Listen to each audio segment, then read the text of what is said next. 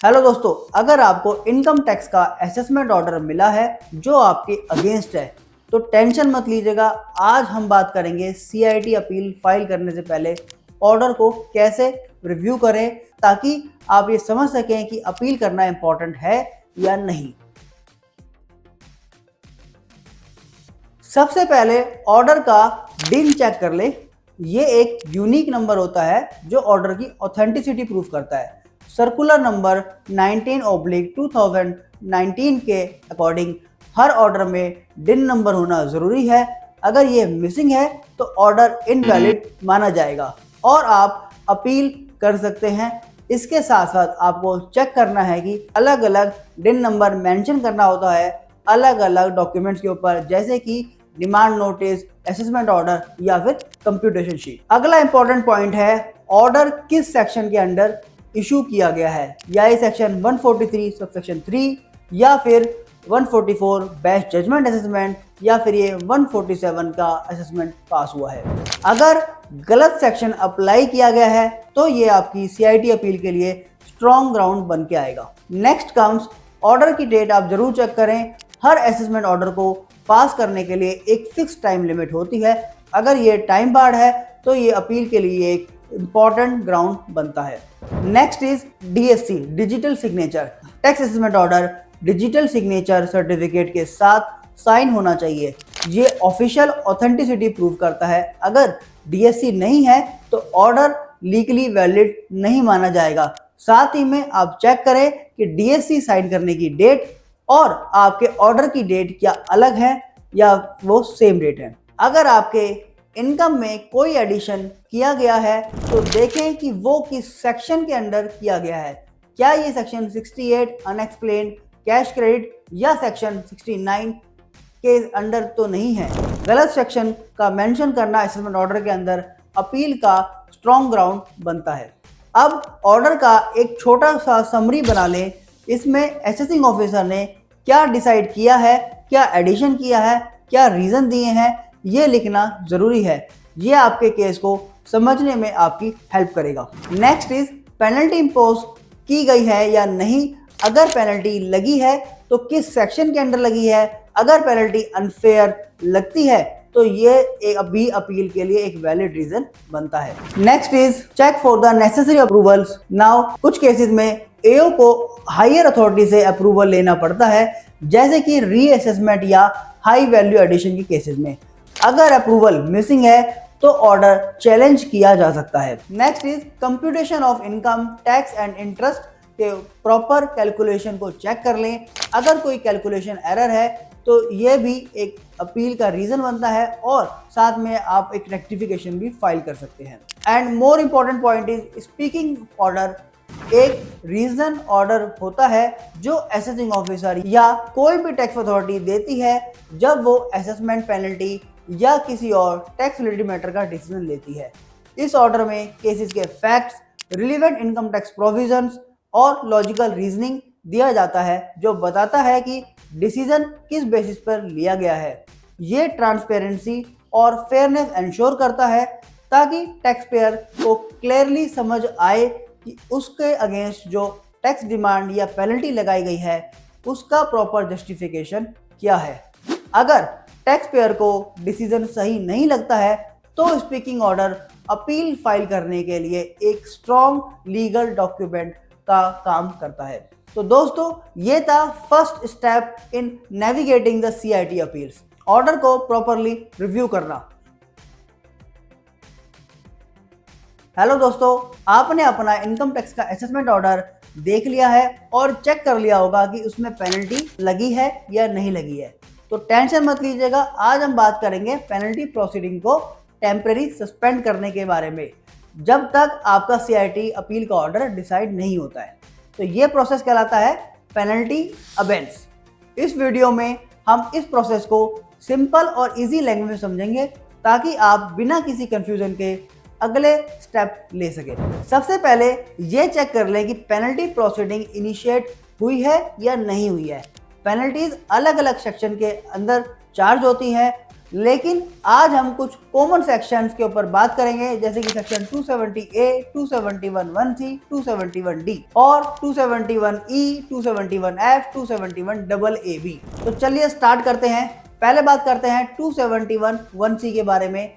अगर आपने इनकम अपनी छुपाई है या गलत डिटेल्स दिए हैं गवर्नमेंट को, तो सेक्शन 271(1)(c) के अंडर पेनल्टी लगती है, जो कि 100% से लेके 300% ऑफ टैक्स लायबिलिटी हो सकती है। ये पेनल्टी सिर्फ असेसमेंट ईयर 16-17, दोबारा ध्यान दीजिएगा, ये पेनल्टी सिर्फ असेसमेंट ईयर 16-17 तक ही एप्लीकेबल थी। उसके बाद नई पेनल्टी प्रोविजंस आ गए थे। Next is important penalties. Section 271AA की तब लागू होता है जब आपका केस सर्च का हो, अंडर सेक्शन 132 में मिले। अगर टैक्स पेयर इनकम को मान ले, उसका सोर्स बता दे, टैक्स और इंटरेस्ट पे कर दे और रिटर्न में डिक्लेयर भी कर दे, तो 30% पेनल्टी लगती है। अगर ये शर्तें पूरी नहीं होती हैं तो ये पेनल्टी 60% तक होती है। ये पेनल्टी मैंडेटरी है और इसको माफ नहीं किया जा सकता। ये सर्च केसेस में सेक्शन 270A और सेक्शन 271(1)(c) की पेनल्टी प्रोविजंस को ओवरराइड करती है, मतलब ये सेक्शन प्रिवेल करेगा बाकी सेक्शंस के ऊपर। Next is 271(1)(b) non compliance पलट करने के ऊपर। सेक्शन 271(1)(b) के तहत अगर टैक्स पेयर बिना किसी वैलिड रीजन के सेक्शन 142 सबसेक्शन 1, 143 सबसेक्शन 2 या और किसी नोटिस का पालन नहीं करता है, तो हर बार के फेलियर पे 10,000 की पेनल्टी लग सकती है। ये पेनल्टी हर एक नॉन कंप्लायंस के लिए अलग अलग लगती है, लेकिन अगर टैक्स पेयर कोई वैलिड रीजन दे देता है तो ये पेनल्टी माफ भी हो सकती है। Next is very important penalty, section 270A। अगर आपने इनकम कम दिखाई है या गलत दिखाई है, तो सेक्शन 270A के अंडर पेनल्टी 50% से लेके 200% तक लग सकती है। यह पेनल्टी असेसमेंट ईयर 2017-18 से लगनी स्टार्ट हुई है। नेक्स्ट इज 271F की पेनल्टी। अगर आपने टाइम पर ITR फाइल नहीं किया है तो सेक्शन 271F के अंडर 5,000 तक की पेनल्टी लग सकती है। अब बात करते हैं कि पेनल्टी अबेंस की एप्लीकेशन के बारे में। अगर आपको लगता है कि पेनल्टी अनफेयर है तो आप पेनल्टी अबेंस की एप्लीकेशन फाइल कर सकते हैं। ये एप्लीकेशन रिक्वेस्ट करती है कि जब तक अपील डिसाइड नहीं होती, पेनल्टी प्रोसीडिंग को सस्पेंड कर दिया जाए। इस प्रोसेस के बेनिफिट ये है कि पेनल्टी एनफोर्स नहीं हो सकती जब तक अपील का ऑर्डर पास ना हो जाए।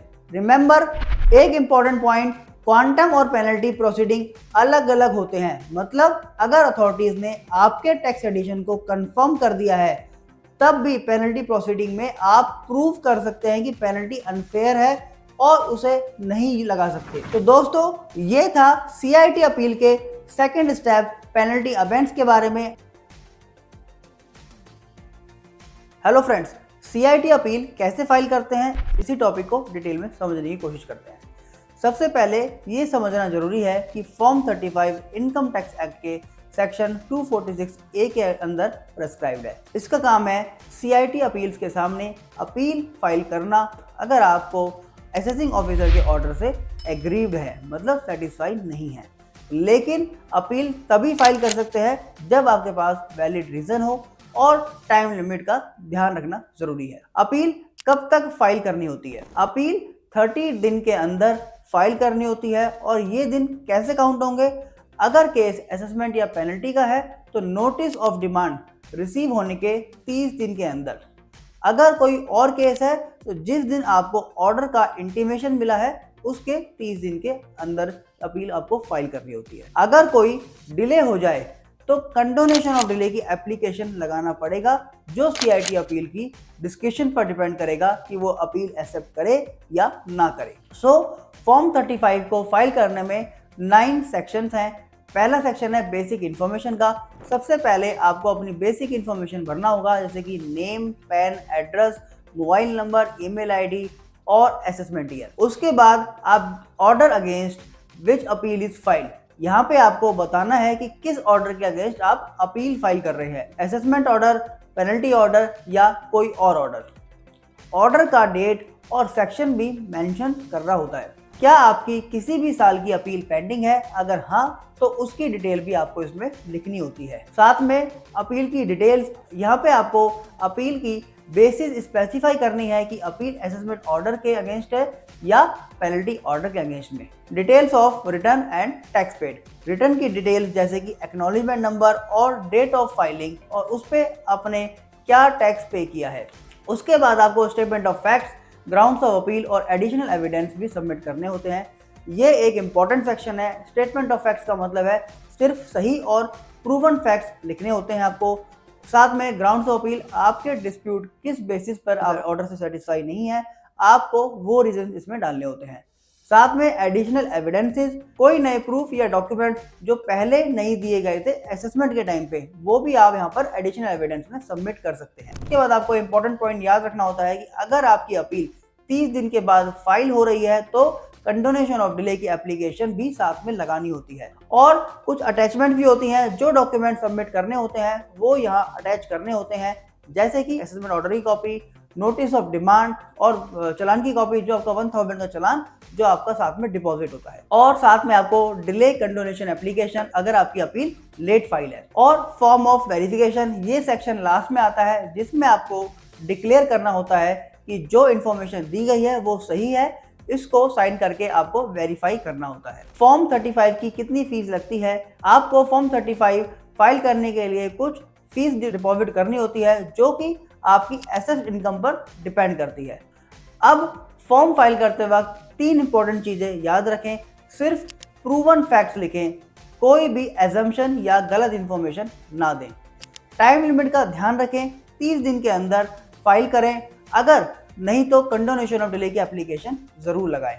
डॉक्यूमेंट सही तरीके से अटैच करें और वेरिफिकेशन सेक्शन साइन करना ना भूलें। तो दोस्तों, आज के वीडियो में हमने फॉर्म 35 का कंप्लीट ब्रेकडाउन देखा, जो कि इनकम टैक्स अपील फाइल करने के लिए एक मस्ट हैव फॉर्म है।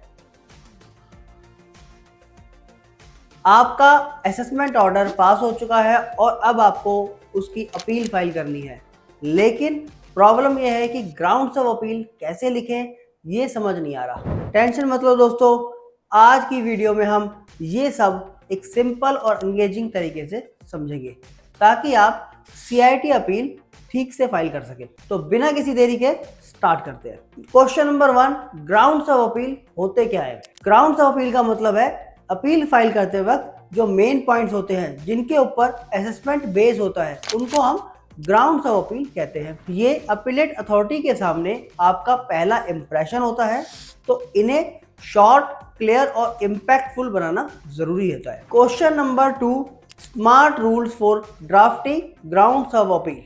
पहला पॉइंट है जुरिडिक्शन का इशू सबसे पहले लिखे। जुरिडिक्शन का मतलब बस वार्ड चेक करना ही नहीं है। अगर AO का जुरिडिक्शन ही गलत है तो केस ऑटोमेटिकली फेल हो सकता है। For example, that the learned AO has erred in passing the assessment order without jurisdiction and hence order is void ab initio. Second point comes natural justice. Natural justice violation highlight करे। अगर AO ने बिना proper time दिए हुए order pass किया है तो appeal strong हो सकती है।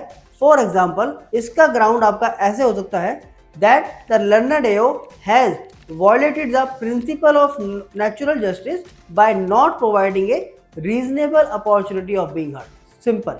तीसरा, कंसाइज और प्रिसाइज लिखें।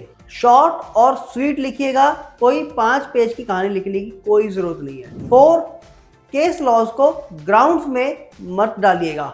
ये सब पॉइंट्स आपके रिटन सबमिशन जो बाद में सबमिट होते हैं उसके अंदर सबमिट होने चाहिए। 5वां पॉइंट आता है अल्टरनेट कंटेंशन। अगर AO ने फॉर एग्जाम्पल 50 रुपीज का इंटरेस्ट डिसअलाउ किया है तो सेकंड पॉइंट बनता है अगर डिसअलाउ किया भी है तो कैलकुलेशन भी गलत है, तो एक ही इशू पे double attack. 6 point, TDS credit का इशू है तो अलग ग्राउंड लिखिएगा। अगर TDS क्रेडिट नहीं दिया है तो लिखिएगा कि that the learned AO has erred in not granting eligible TDS credit of X amount as per 26 years। Most important, permission to modify grounds. Golden rule है कि अपील में एक जनरल ग्राउंड डालना मस्ट है। जैसे कि the appellate reserve the right to add, alter, modify और delete any grounds during the appeal proceeding. तीसरा पार्ट आता है एडिशनल ग्राउंड्स ऑफ अपील, जो कि आपका एक सीक्रेट वेपन है। एडिशनल ग्राउंड्स कब फाइल कर सकते हैं? अगर कोई नया लीगल पॉइंट या मिस्ड आर्ग्यूमेंट रेज करना हो तो आप एडिशनल ग्राउंड को जरूर रेज कीजिएगा। सुप्रीम कोर्ट और हाई कोर्ट दोनों ने ये चीज अलाउ किया है। फॉर एग्जाम्पल, आपने असेसमेंट में किसी एक्सपेंस को का डिडक्शन क्लेम नहीं किया है, लेकिन अपील स्टेज में आपको लगा कि ये वैलिड क्लेम है, तो नो वरीज, आप अपील स्टेज पे एडिशनल ग्राउंड्स फाइल करके इसको डिडक्शन क्लेम कर सकते हैं। पार्ट 4, अपील ड्राफ्टिंग, जो कि एक गेम चेंजर है, उसके बारे में डिस्कस करते हैं। सही ग्राउंड्स ऑफ अपील लिखना एक टेक्स्ट सेविंग सुपर पावर है। अगर गलती हुई तो अपील रिजेक्ट भी हो सकती है, तो स्मार्ट बनिएगा, सही ड्राफ्ट करिएगा और एओ के गलत ऑर्डर को धमाकेदार जवाब दीजिएगा। तो दोस्तों, अगर आप टैक्स प्रोफेशनल हैं या एसएससी हैं तो ये पॉइंट्स आई होप कि आपके बेहद काम आएंगे। तो इन पॉइंट्स को आप नोट कर लीजिएगा। अगर ये वीडियो आपके रिलेवेंट हो तो इसको जरूर शेयर सब्सक्राइब कीजिएगा, ताकि ये और किसी के भी काम आ सके। तो मिलते हैं नेक्स्ट वीडियो में और इम्पोर्टेंट टॉपिक के साथ। तो तब तक के लिए, अगर आपकी अपील होगी राइट तो आपका टैक्स होगा ब्राइट।